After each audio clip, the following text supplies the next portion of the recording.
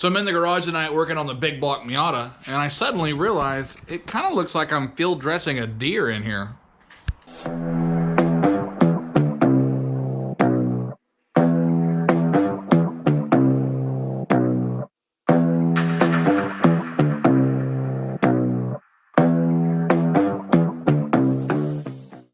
Welcome back to the garage, guys. Thanks for tuning in. Today we're going to be working on the big block Miata.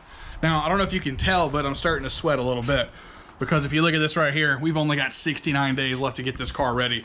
Just yesterday, it was 90-something days, so the days are falling off the calendar quicker than I'm getting this done. So I've done a couple of things since I put the side pipe on this side. I don't know if you can tell in the video here, but we've got a brand new 275 35 17. Got a pair of those to burn off. We got some new front tires as well. Also, I've got the drive shaft shortened by 3/4 of an inch, and I added a flange here for that 8.8 solid axle.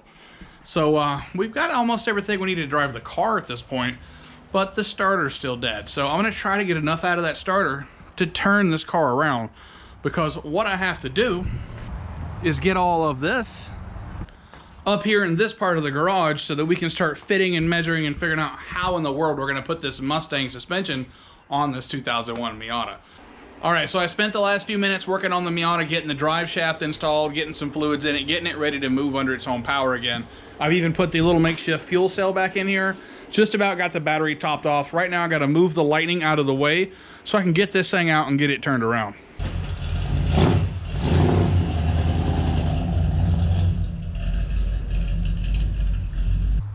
So I just messed around with the wires on the starter and I got it to turn over just a little bit. So we're gonna go for it.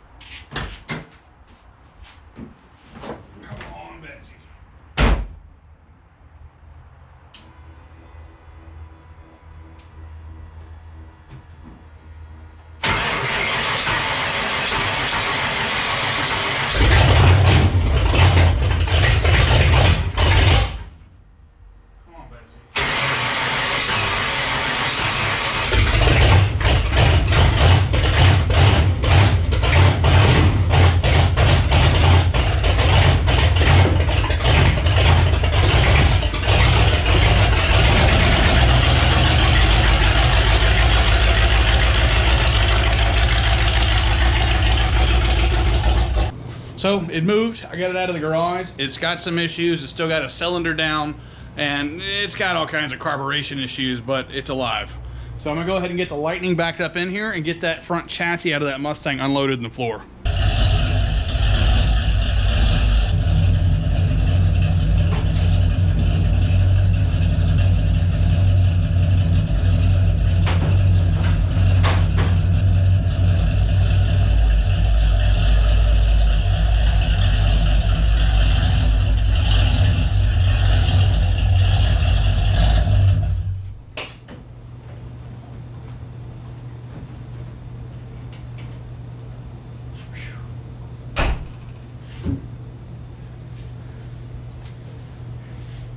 And this is why I decided to build a Miata, not an F-150. My garage is not big enough. Ladder, I'm a little too big. Either way, let's see if we can get this thing out of here.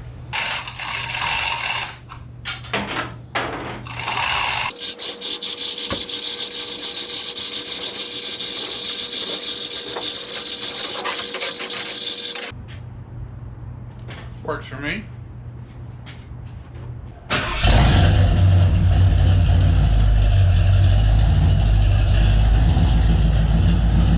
Only one thing left to do, and let's get that Miata over that ledge in that concrete. We'll be in business. Just one more time. That's all we need the thing to start.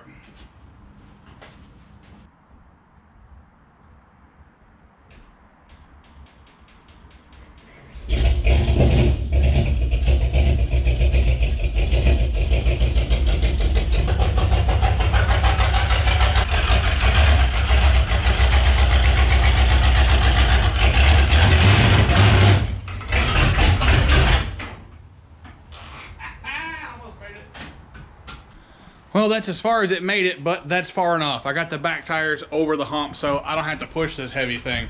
So here's what I have. This is that front cut out of that donor Mustang we bought. It's got looks like 2 newer lower control arms, probably because they were rusted out. If you look here at the towers, I mean, this thing had some issues. But the K-member seems to be okay, and I've got enough metal here to get the dimensions I need to get these struts at the right angle.